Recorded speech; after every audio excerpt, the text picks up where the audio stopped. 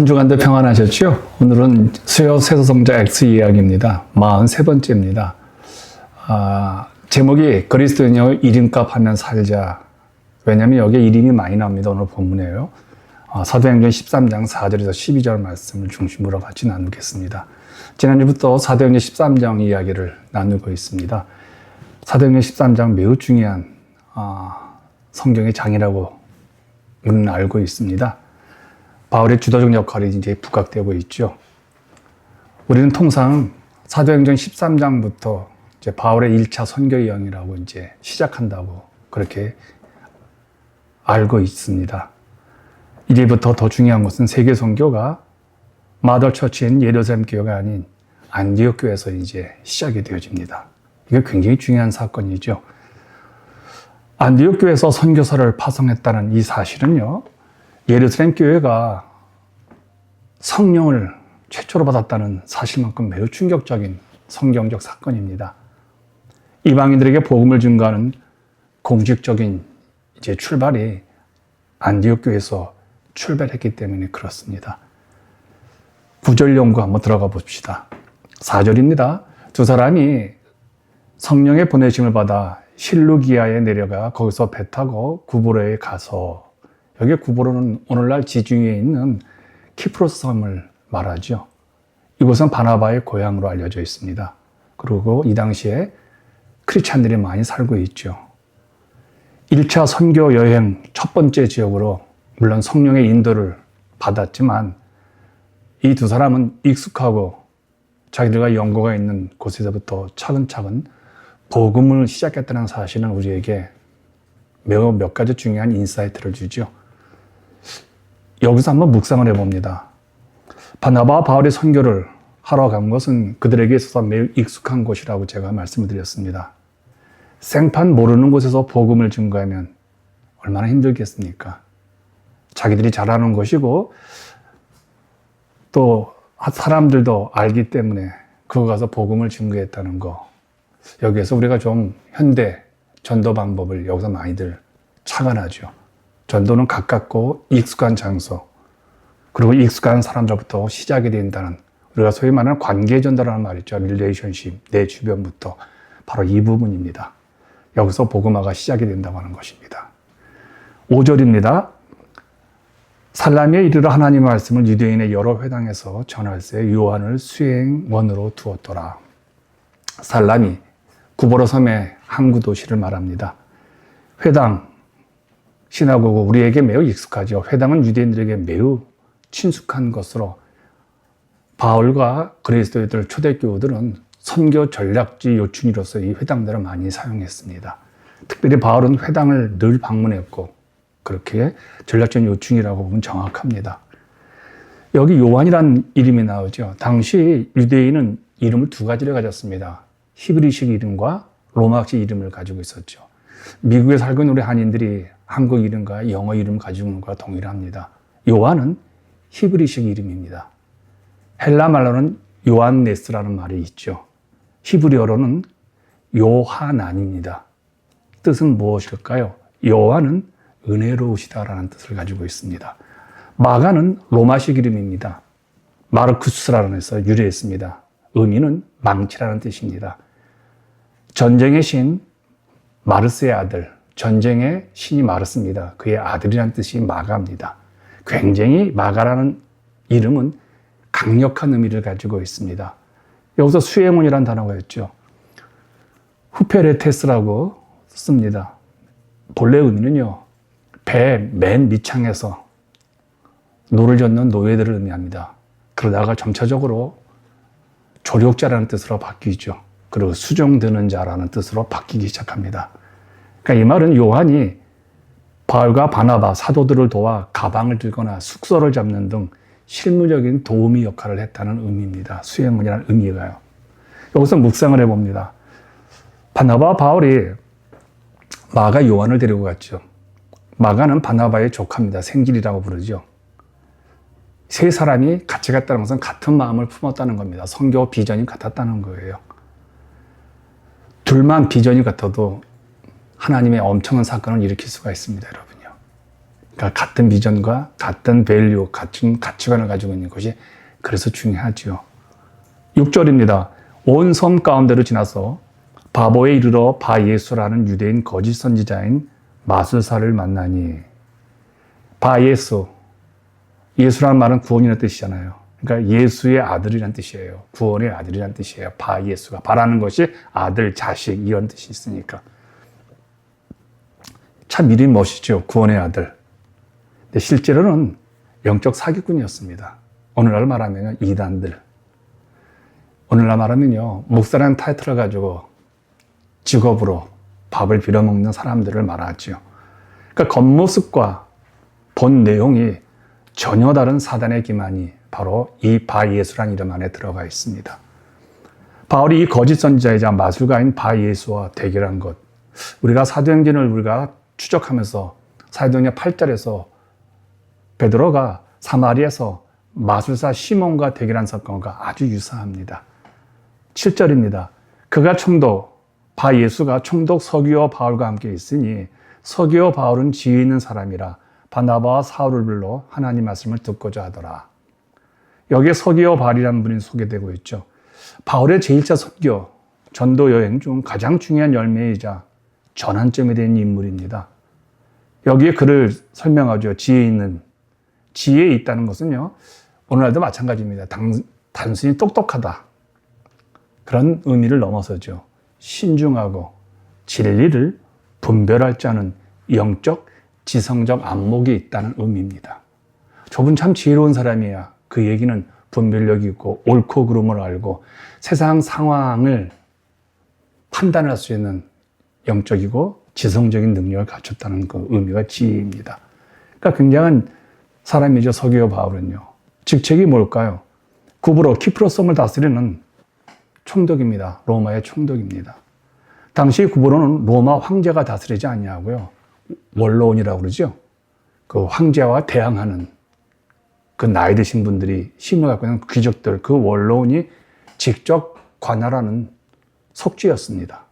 그래서 원로원 속주의 통치자를 정확히 총독, 프로콘솔이라고 불리기도 합니다. 그가 하나님 말씀을 듣고자 하더라.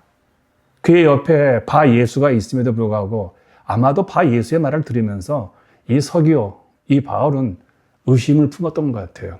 그렇잖아요. 목사인데 그가 설교하는 거 보면 대충 알잖아요. 아, 저분이 실력이 있다, 사기꾼이다라는 것처럼요. 이 총독도 의심점먹어서 바울과 바나바를 초청해서 하나님 말씀을 이제 듣고자 했다는 그 뜻이에요. 당대의 최고 권력자가 영적인 갈급함을 가지고 하나님 말씀에 복음에 귀를 기울인 겁니다. 이거 대단한 사건이에요. 여기서 묵상을 합니다. 같이요.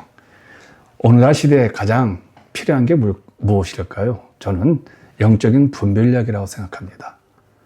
수많은 교회가 있습니다. 수많은 말씀이 있습니다. 수많은 목회자가 있습니다. 여기에서 나에게 맞는 교회가, 나에게 맞는 목회자가, 나에게 맞는 하나님 말씀이 무엇인지 분별할 수 있는 이 분별력이 필요하죠. 곁에서 마술사 엘루마가 복음을 믿지 못하게 방해하고 이간질했지만 바울의 선포로 엘루마가 소경이 되는 기적을 경험한 후 주의 가르치심을 놀랍게 여기며 예수를 믿게 됩니다. 그를 오도하게 이간질해서 예수를 못 믿게 했던 이 바예수의 눈을 바나바 바울이 소경으로 만들어버려요. 이 기적을 보면서 이 총독이 바나바 바울을 불러서 너희들의 그 기적의 근원인 하나님이 누구냐? 그분을 듣고자 했던 겁니다. 오늘 우리에게도 이런 권세와 능력이 좀 필요한 것 같아요. 8절입니다. 이 마술사 엘루마는 이 이름을 번역하면 마술사라. 그들을 대적하여 총독으로 믿지 못하게 힘쓰니. 여기서 엘루마, 여기서 보니까 아람어로 마술사, 현자 이런 의미를 가지고 있다고 하죠. 여기서 우리가 한번 묵상해 보십시다. 박수무당이 하는 일이 뭘까요? 예수 믿는 것을 방해하는 겁니다. 박수무당은 오늘 한국어로 말하면 이제 그 무당 곁에서 북치고 이렇게 하는 분들을 이제 말하는데 당시도 비슷한 것 같아요. 여기서 박수무당이 누굴까요? 엘루마입니다. 이 박수 엘루마는 서기오 총독이 예수에 대해서 관심을 가지고 있자 그걸 적극적으로 차단하려고 합니다. 방해하려고 해요. 바나바와 바울이 복음 전하는 걸 못 듣게 만들어요. 그러니까 한마디로 악한 자죠. 악한 영이죠. 예수 믿게 하는 것을 방해하는 모든 세력들은 무당입니다. 9절입니다. 바울이라고 하는 사울이 성령이 충만하여 그를 주목하고, 여기서 사울이 바울이라고 바뀐 이름이 여기서 처음 소개되고 있습니다. 드디어 바울이 사울에서 바울로 바뀌면서 역사의 무대에 등장한 사건이에요.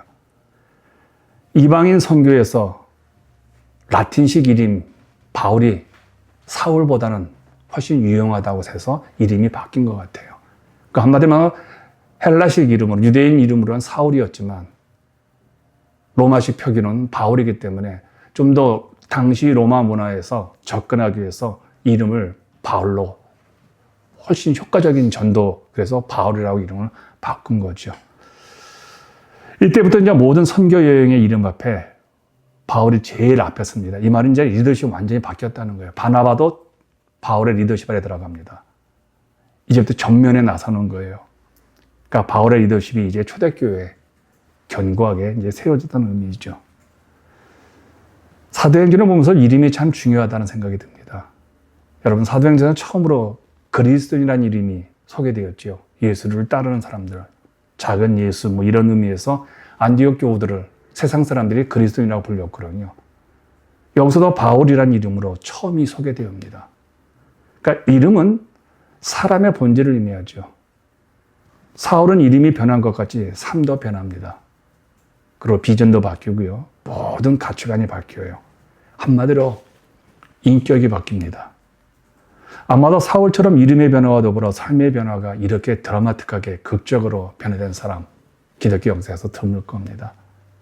성령이 충만하다는 말, 하나님의 영이 가득히 채워졌다는 말은 이 말이에요. 성령에 의존한다. 성령의 통치에 순종한다는 뜻이에요. 그러니까 성령 충만한 사람은 하나님 말씀에 순종하는 사람이죠. 복음을 증거한다는 것은요, 악한 영에 사로잡힌 자들을 구출하는 일이에요. 그래서 성령이 충만하지 않으면 전도할 수 없다는 거죠.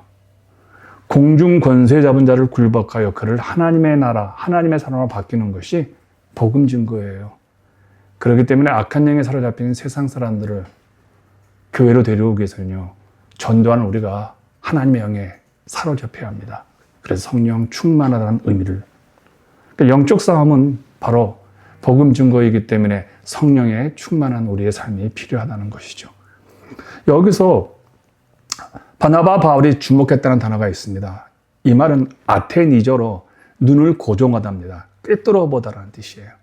바울은 무당 엘루마를 전혀 주저하지 않고 피하지 않고 직선적으로 봅니다. 여러분, 우리가 무당, 굿하는 사람들, 귀신 들린 사람들, 그들을 똑바로 쳐다보기가 무서워요. 저도 귀신 들린 사람 몇 명을 쫓아내봤는데 이게 참 두려워요. 그들의 눈을 마주치기. 근데 바울은 그를 집요하게 쳐다봅니다. 왜냐하면 성령의 충만함 속에서 그 사람의 내면에 있는 악한 영, 귀신을, 그 실체를 영적으로 꿰뚫어 봐야 그를 끄집어낼 수 있기 때문에 그래요. 이게 우리에게 매우 중요하죠. 여기서 묵상을 해봅니다. 우리가 종종 복음 증거할 때 예수에 대해서 관심을 가지고 있는 사람들을 만납니다. 근데 반드시 예수를 믿고자 하고 예수에 관심이 있고 교회에 관심이 있는 그 사람 주변에요, 엘루마 같은 박수무당들이 꼭 있어요. 너가 우리 교회로 제가 초대를 합니다. 그럼 꼭 그 옆에서 그 교회 왜 가니? 그 교회 문제 있어. 이렇게 꼭 하는 분들이 있어요. 교회에서도요, 정말 열심히 충성하고 열심히 희생하면요, 옆에서 꼭 박수무당 같은 분들이 있어요. 야, 충성해봤자 상처받고, 목사 가까이 가면 상처받아. 적당히 해라. 이런 분들이 있어요.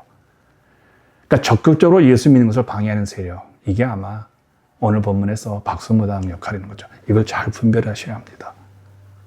그래서 야고보서 4장 7절은 이렇게 말해요. 마귀를 대적하라. 그리하면 너희를 피하리라. 이제는 박수무당이라든지 귀신 들린 사람들, 교회를 괴롭히는 사람들, 교회에 대해서 함부로 말하는 사람들을 피하면 안 됩니다. 대적하라고 하셨습니다.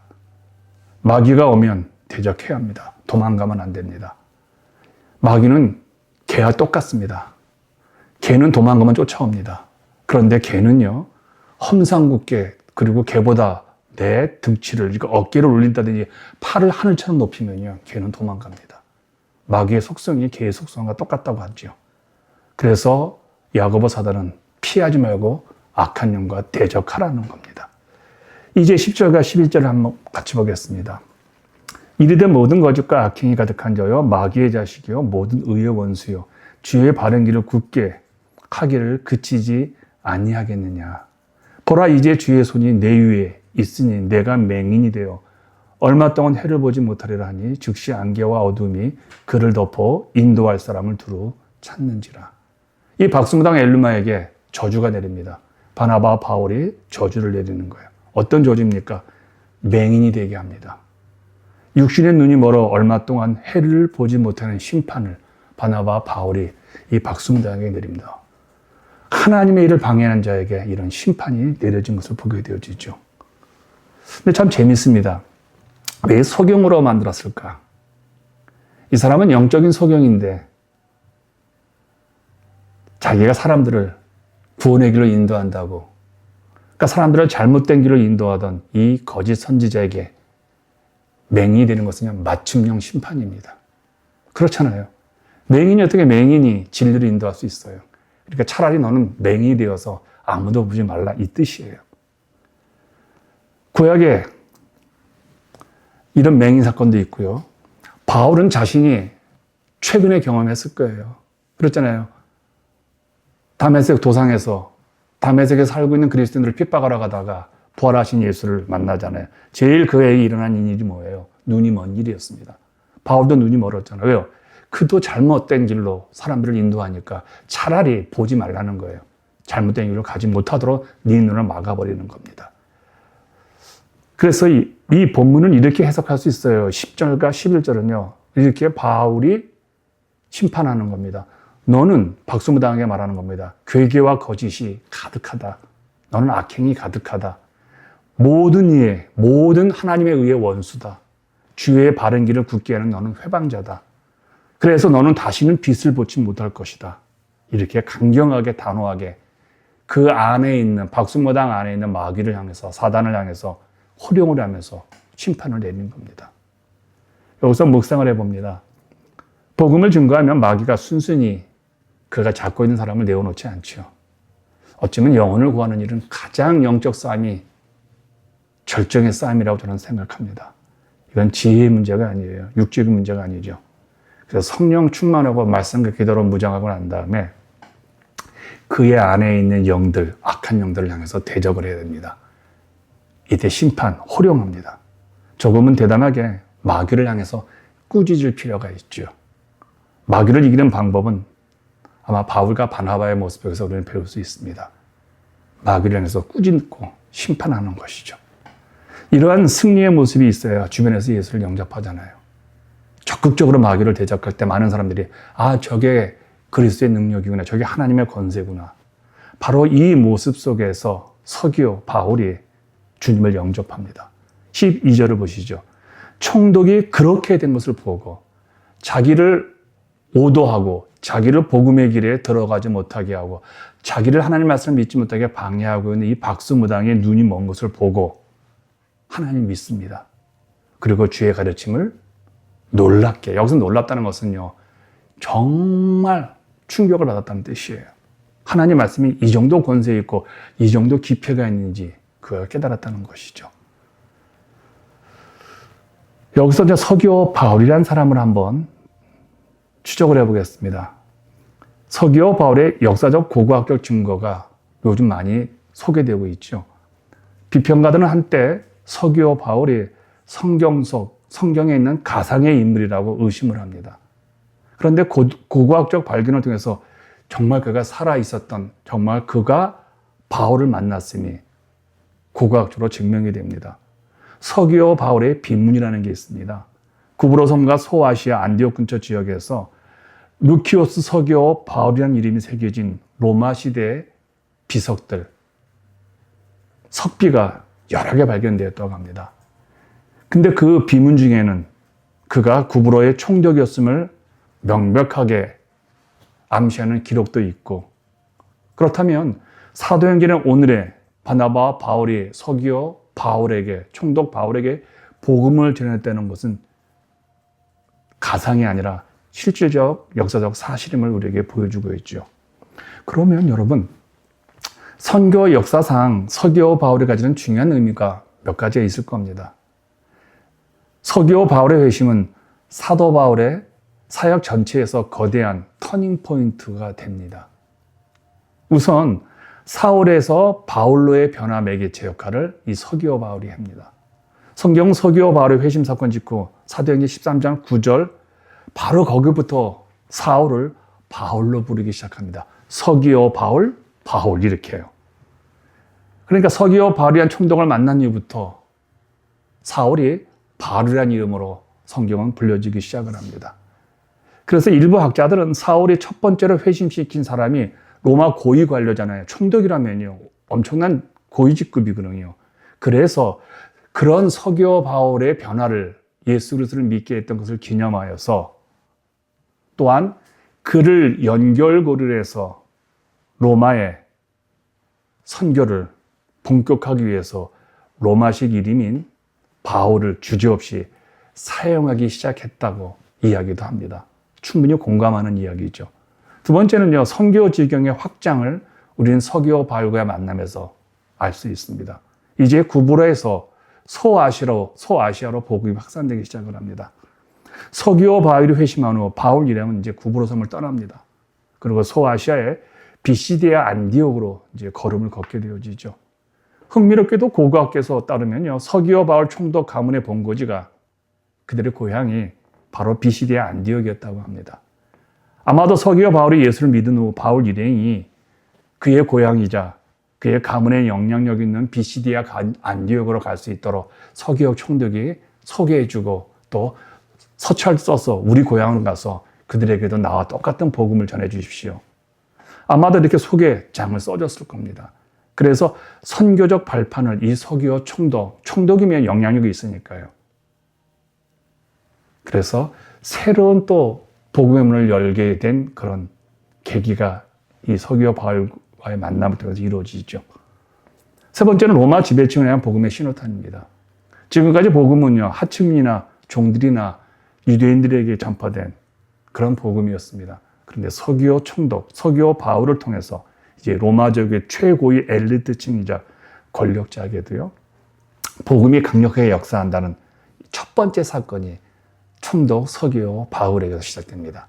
즉, 기독교가 하층민들, 로우 클래스에서 이제 하이 클래스로 옮겨가는 과정, 아니 옮겨간다는 말보다는 확산된다는 그런 첫 시발점이 총독 서기오 바울의 복음의 사건입니다. 그래서 서기오 바울은 단순히 기적을 보고 놀란 한 명의 회심자를 넘어서 바울의 선교 패러다임을 로마 세계 전체로 확장시키는 결정적인 문을 열어준 하나님이 예비하신 인물이라고 저는 확신을 합니다. 스웨덴뿐만 아니라 시대의 지성인들과 지도자들 또한 복음 앞에 무릎 꿇어야 할 보여주는 상징적인 인물이 바로 총독 서기오 바울이죠. 이제 선교 역사상 서기오 바울이 가지는 중요한 의미에 대해서 설명을 좀 나누었습니다. 여기서 우리가 좀 한번 묵상을 좀 해봤으면 좋겠습니다. 서기오 바울은 단순히 기적을 보고 놀란 한 명의 회심자를 넘어 바울의 선교 패러다임을 로마 세계 전체로 확장시키는 결정적인 문을 열어준 하나님이 예비하신 인물이죠. 다시 말한다면 복음은 가진 자들, 없는 자들, 부자나 가난한 자들 모두에게 공감대가 적용이 되는 전 인류에게 유일한 소망이 하나님의 말씀이고 복음이라는 거예요. 그래서 누구에게나 굿뉴스입니다. 이슬람 교도들에게도 불교도들에게도 세상 모든 사람들에게 예수 그리스도가 너희를 위해서 죽었다는 것은요, 이건 엄청난 복음의 사건이죠. 이제 13절 마지막 절을 보겠습니다. 바울과 및 동행하는 사람들이 바보에서 배 타고 밤빌리아에 있는 버가에 이르니 요한은 그들에게서 떠나 예루살렘으로 돌아가니라. 여기서 돌아가니라 중도 하체의 쓴잔입니다. 마가 요한은 밤빌리아에 있는 버가에 이르렀을 때 바울 일행을 도망칩니다. 그리고 예루살렘에 돌아가 버립니다. 아마도 험난한 터키의 티우르스 산맥을 넘어야 하는 두려움과 또 말라리아와 같은 질병, 혹은 바나바 중심에서 바울 중심으로 사역에 재편되는 과정에 대한 왜 자기의 삼촌에서 알 수 없는 바울로 넘어가니까 좀 가족적인 불편함이 여러 이유가 있을 거예요. 그러나 어떻든 간에 마가 요한은 도망갑니다. 배신자가 되어지죠. 성경은 마가라 부르지 않고 요한이라는 히브리식 본명을 사용했는데 저는 이것은 의도적이라고 생각이 듭니다. 누가는 이걸 굉장히 의도적으로 사용한 것 같아요. 마가라는 이름보다 요한이라는 이름이요. 왜냐하면 몇 가지 성경적 배경이 있는 것 같아요. 마가라는 이름을 쓰지 않고 요한을 쓴 것은요. 그것은 예루살렘 교회와의 연고의 정통성을 주장하는 것 같아요. 마가의 어머니는 마가의 다락방 아시죠? 그러니까 초대교회에서 매우 유명한 명문가의 집안이었습니다. 오순절 성령 강림 사건도 이 마가의 다락방에서 시작이 되었죠. 따라서 유대인 중심의 예루살렘 교회 안에서 초대교회에서 그는 은혜로운 집안의 아들이자 신앙의 정통성을 가진 요한으로 통했던 것입니다. 또 하나는 하나님의 은혜라는 이름의 역설입니다. 요한의 뜻이 요한은 은혜로우시다라고 제가 말씀을 드렸습니다. 그런데 그는 사도행전 13장 13절에서 선교의 고난을 견디지 못하고 일편단심 오매불망 충성하지 못하고 중도 하차해서 도망해버립니다. 인간적인 여신과 강인한 로마식 이름, 망치 같은 마가를 자기는 그렇게 살려고 했지만 그는 실패합니다. 결국 그는 오직 하나님의 은혜 안에서만 온전히 회복될 수 있다는 사실을 우리에게 보여줍니다. 인간이 가진 강인한 것은 하나님의 일에 아무 소용이 없다는 거예요. 오직 하나님의 은혜만이 소용이 있다는 것이죠. 선교적 관점에서 이름의 변화, 아마도 그의 이름의 변화는 영적 성장 및 선교 지경의 확장과 괴를 같이 합니다. 사도행전 초기는요, 예루살렘 교회의 배경이기 때문에 요한으로 불려집니다. 근데 사도행전 중기로 가면서 그는 마가라는 이름으로 불려지게 되어지죠. 과도기적으로 이제 이름이 바뀝니다. 그리고 서신서 및 후기에 가면요, 이방인 세계 로마로 사역의 중심에 서면서 그는 본명 대신 이름인 로마식 이름인 마가를 씁니다. 그러니까 그는 젊은 시절에는 요한으로 쓰다가 점차적으로 복음이 확산되면서 로마 세계에 걸맞는 이름 마가라는 이름을 쓴 거예요. 그러니까 복음의 확산과 더불어서 이름의 변화가, 그러니까 컨텍스트에 맞게끔 자기를 변화시키는 것을 보게 되어져요. 그러니까 이 이름값 한다는 말이 바로 여기서 나오는 것 같아요. 그래서 성경이 그를 마가라고 하는 요한으로 기록된 것은요, 그가 유대적 배경을 가진 청년이 이방인 선교, 이방인 세계의 마가 이름을 가지고 선교사로 변모해가는 과정을 우리에게 보여주고 있어요. 양목사라는 사람이, 양수원이라는 사람이 목사가 되면서 이름이 바뀌어가면서 이제 저를 제 이름을 부르지 않고 모든 사람들이 목사님이라 부르는 것처럼요. 하나님의 은혜로 이렇게 번성해서 점차적으로 본명에서 점차적으로 하나님의 이름으로, 하나님의 사람으로 바뀌어가는 그 과정이 이름 안에 있다는 겁니다. 여기서 우리가 좀 묵상해 봅시다. 이름값 하면 살아야 됩니다. 나는 그리스도인이고 나는 목사고 내가 집사고, 그렇다면 우리는 그 이름값에 걸맞는 삶을 살아야 되겠죠. 오늘 본문의 결론입니다. 성령의 뜻에 순종해 나아갈 때 여러 가지 방해가 있습니다. 이것을 영적 전쟁이라고 하죠. 근데 성령의 권능을, 성령의 충만함을 입으면서 그 과정을 이겨내야 합니다. 그 과정에서 이제 이름값을 합니다. 사울에서 바울로, 요한에서 마가로, 마가에서 요한으로, 이렇게 이름값을 바뀌어가면서 인격, 세월이 가면서 이제 그리스도의 성숙한 인격으로 바뀌어가면서 더 그리스도의 영광을 위해 살아가는 사람으로 변화되는 것. 그리스도는요, 이름값 하면서 합시다 할 때 그 이름값에는 겸손하고 충성스럽고 하나님의 영광을, 복음을 더 세상 가운데 높여드는 그 삶을 이제 말하겠죠.